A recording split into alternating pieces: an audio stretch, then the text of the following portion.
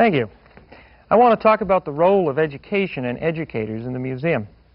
Educators serve an important function in any museum because they and the people they work with are very often the only members of a museum staff that have regular contact with the visiting public. Museum educators differ from teachers in many ways, too numerous to elaborate here. But probably the most striking difference is found in the less formal approach to learning in museums, as opposed to a more formal and often traditional approach found in schools. Whereas classroom education is oriented primarily to books and other printed materials, museum education enjoys the good fortune of working with real things. The artifacts, documents, personal letters, photographs, and artworks that teach us of our past and often the present and future. Materials such as this miner's lamp, these reading glasses, and this pill-making machine have a powerful ability to educate. It is this ability that is captured by museum educators through a whole range of interpretive techniques. Let's look at education in museums, what it is, who's responsible for it, and who benefits from a well-planned and executed museum education program. Because we are all concerned with the interpretive aspects of our exhibits, I think it is important for museum educators to be involved in the planning and development of exhibits. Somehow, we want the visitor to go away from our museum not only with new information, but with perhaps a few new insights on an old idea or an old problem. We want to develop a good interpretive message, one that helps the visitor understand the information from yet another viewpoint.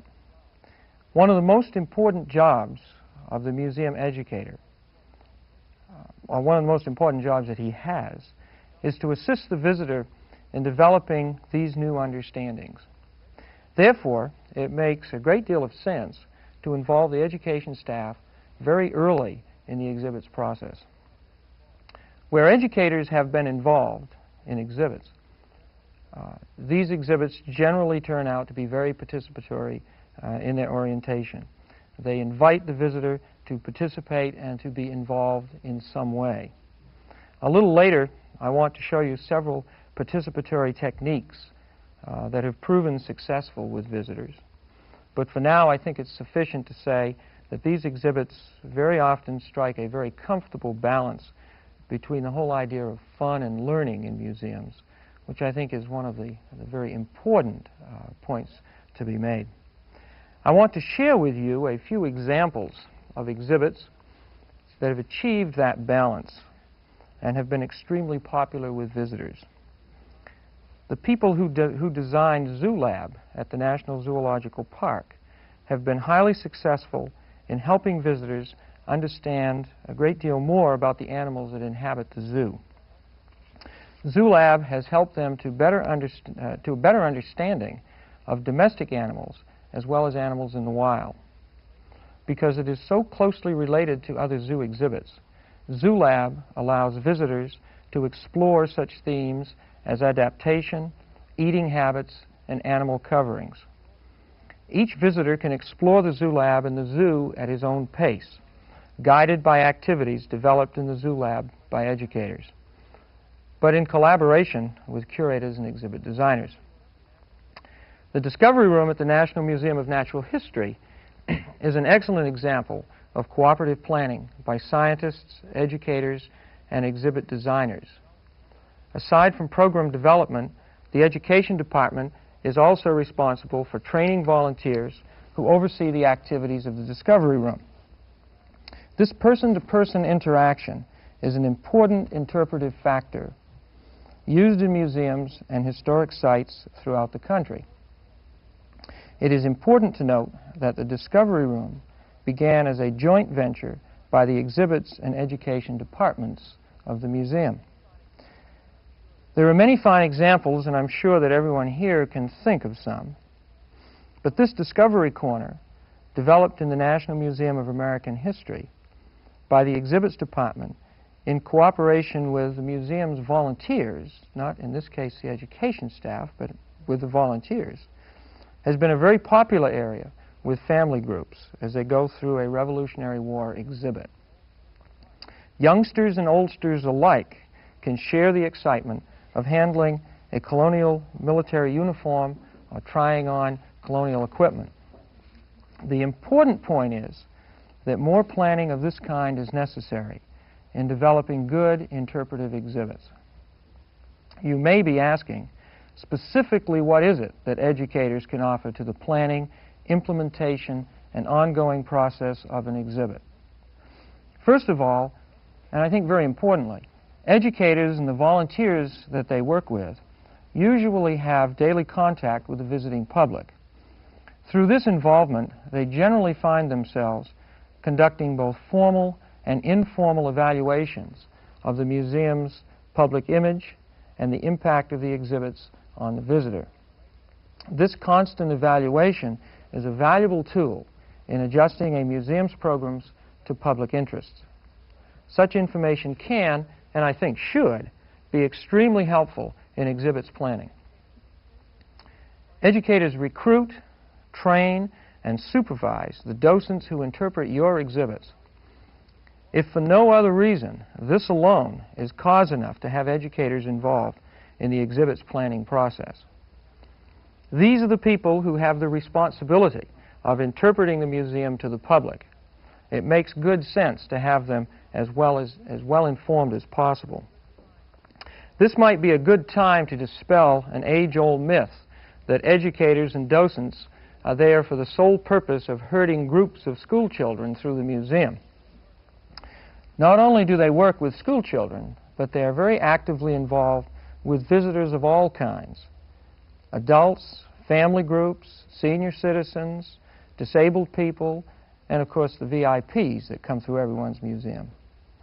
While it is true that school groups are a large part of the educator's work, many other people derive benefit from what they do. In working with these diverse audiences, educators very often develop materials and programs equally as diverse. Self-guiding materials, brochures, special lectures, film series, membership programs and classes, accessibility materials for disabled persons, and teacher workshops are only a few of the interpretive activities developed by educators and designed specifically to enhance the visitor's enjoyment and understanding of exhibits. So you can see that because of their ongoing relationship with the public, educators are in a unique position to influence the visitor's enjoyment and understanding of the museum, much long after the exhibits process has ended and the exhibit is on display. What are some of the methods used to interpret exhibits? Well, I think first and foremost, we have to remember that not everyone learns at the same pace, or in fact even in the same way. That's why education programs must utilize a variety of methods to interpret any one exhibit. It is also important to remember that while we want the visitor to learn about his museum experience, we also want him to enjoy the time that he's spent in the museum. And I think very importantly, we want him to enjoy it so much that he's eager to return. Just as it's important to emphasize ways of appealing to our visitors' senses, it is equally as important to reach people emotionally as well as intellectually. Therefore, it's important to help our visitors, whenever possible, to develop a process for looking at the museum. This may be accomplished in a variety of ways, through self-guides, personal contact with staff and docents, and audiovisual programs. For example, I recently took a tour of Jack Daniel's distillery in Lynchburg, Tennessee. One significant idea that the guide develops, and I think develops extraordinarily well, is how sugar maple charcoal removes impurities from distilled whiskey. It's a great place to go the morning after the night before, too. You don't even have to drink anything. You can just smell the air down there. It's really nice. It would be quicker for him to tell you that sugar maple charcoal has no taste or smell, and for that reason is a perfect filter. But when the guide asks you to go over to the charcoal shed and pick up a piece of sugar maple charcoal, and when he asks you first to smell it, and then he asks you to taste it, I get chocolate in my nose, but he asks you then to taste it, then you really discover for yourself that sugar maple charcoal has absolutely no smell and no taste, and for that reason is the perfect filter for Jack Daniel's whiskey. And most important, you realize that this is the distinctive factor to Jack Daniel's whiskey, that it is sugar maple cured, or sugar maple distilled, and that's the point that they make with the charcoal. This whole process, I think, of encouraging the visitor to use his senses of touch and smell and taste to examine and exhibit is critical to the learning process and presents museum people such as us with an excellent example of interpretation as it should be practiced, and gives validity to the old saying, I hear and I forget, I see and I remember, I do and I understand.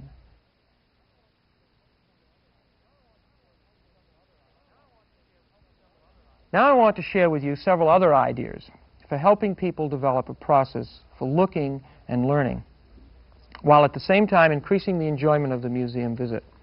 This next activity is designed to help children prepare for a museum visit that will deal with immigration to America.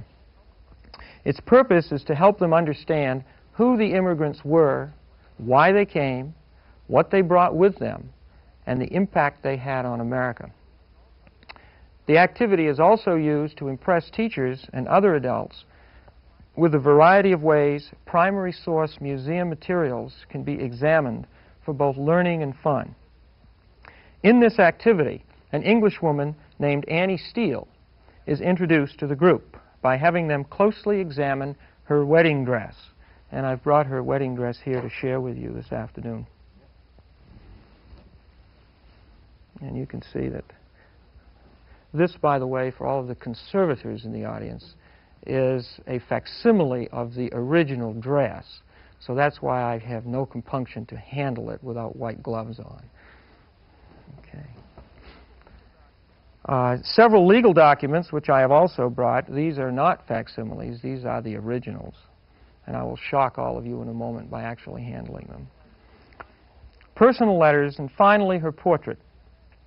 In looking at the dress, they are asked to imagine that Annie Steele is wearing it and has stopped by for a visit. What kind of a person do you think she will be? Now, you can only use the dress for clues to possible answers. Her size, her weight, and you can see by looking at this skirt that there are lots of things that you could tell about her size and maybe especially her weight. I would challenge most of you today to put this, well, we won't say anything further about that. Don't want to embarrass anyone. But her size, her weight, where she might have lived, elegance, and socioeconomic position are all discussed from clues that can be found in the dress.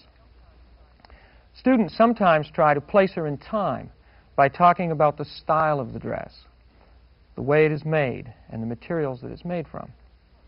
This inquiring approach lets each person closely examine the artifact and relate what he thinks it is telling about Annie Steele. And by the way, I think this is one of the very important reasons for using a facsimile rather than the original in this case. And children rarely ever have problems with using facsimiles, as long as you tell them right away, this is a reproduction or a facsimile. It is not the original, and the reason that I can't let you handle the original is thus and so, whatever that reason is. After forming these first impressions, the group reads several documents, including a marriage license, and I've brought Annie Steele's original marriage license here to share with you today. We'll talk about that maybe a little bit later. and letters written by Annie and her husband Joseph. These not only help to re-examine first impressions of Annie Steele, but also assist in examining her character and to see her on a very human level. I want to read two of these letters for you, and at the risk of being shot by all of the conservatives in the audience, I will handle the original letters, if no one minds. This first letter was written by Annie Steele. She writes, "Dear husband, just a line to let you know they have got us ready. So if I don't write you, you will know I am not able. As soon as you had gone on Saturday, that young lady Rose came and put her arm round my neck and cried. I said, 'What is the matter, Rose?' She said, 'Oh, Mrs. Steele, I could cry as if it was my own.' Nurse heard her and said, 'Now then, they don't allow ink, so if you come, bring a pencil. Give my love to all. Kiss the children for me. I was so glad to see you come, so keep a brave heart, love. Till I return to you, I will try my best. We have got beef tea again. I told Rose I would let you know, so know at present from your loving wife, Annie Steele.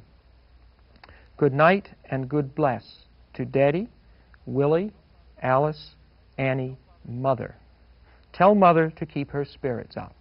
And by the way, in the letter, each person mentioned gets an equal number of kisses from Annie, which I think is very cute. This next letter was written by Joseph, perhaps only a few days after Annie's death. And in fact, that perhaps is one of those intriguing mysteries of history that everyone who has ever done this lesson has immediately picked up on and attempted to discover whether or not that letter was written 2 days before her death. But Joseph writes, Monday, March 25th, which is something that was not on Annie's letter. There was no address, so it makes it difficult to actually place it in time. "Dear wife, I write these few lines as I am so very anxious to cheer you up if I can. I have been down to the doctor's to see how you was getting on, and he said you got the operation over all right, but you was in pain, but there was no need to worry, as you would soon get over that, and he said you behaved splendid. So by the time you get this letter, I hope the pains have left, and you are getting, I hope the pains have left, wait a minute, foul up here somewhere. I hope the pains have left you, I'm sorry, and you are, can I reread that again? I'm going to reread that again. Monday, March 25th. Dear wife, I write these few lines as I am so very anxious to cheer you up if I can. I have been down to the doctor's to see how you was getting on, and he said you had got the operation over all right. But you were in pain, but there was no need to worry, as you would soon get over that, and he said you behaved splendid. So by the time you get this letter, I hope the pains have left you, and you are getting along all right. Keep your pluck up, lass, and we shall soon have you at home with us. I shall get on the telephone before you get this letter to inquire how you are getting along. So good night, my only love, and may God bless you and bring you back again to health and your loved ones at home. I shall come on Thursday, God willing. So no more at present from yours forever loving husband, Joseph Steele. Willie, Allie, Annie, and again an equal number of kisses from everyone. Mother is glad to hear you have got over it and will soon get home again. Arnold prays for you every night, and I have taught ours a little prayer for you, and I have never missed since you went in. As you can see, these documents give more clues to Annie as a mother, as a wife, and as a woman. They allow the group to express the personal feelings and emotions they have for Annie and the material she has left for us. When they see the portrait of Annie Steele, they discover that she is wearing the dress. This, combined with all the other information, helps them to conclude that this is her wedding dress. And although Annie lived in rather meager means, she, like all of us, wanted her wedding day to be special, so made certain that her dress was elegant for the occasion. This entire activity helps students discover the personal side of history and to better understand the importance and enjoyment of learning from artifacts and documents. It also impresses on them the value of looking carefully at primary source materials and discovering history for themselves. Another significant interpretive technique called portrait reading is used in many museums in conjunction with exhibits that incorporate portraits to relate history. Any variety of portraits can be used. Through this technique, visitors are asked to examine a portrait, looking for clues to the character of the sitter or the artist's purpose in painting the portrait in a certain way. Attention is often drawn to facial expressions, such as the expression of this man whose name is Yarrow Mamu, or clothing, or other objects such as the painter's palette and brushes held here by Olaf Kranz. In this portrait of Isaac Singer, the visitors are asked to give personal feelings about the subject by identifying qualities of the painting that cause them to feel as they do. Elementary school children are asked to assume that this man is their father and that they are going to show him a report card from school that is not very good. How will he react to the report card? High school students enjoy discussing this portrait by assuming that this is their father and they are 3 hours late returning from a date that should have ended at midnight. How would he react to your late arrival?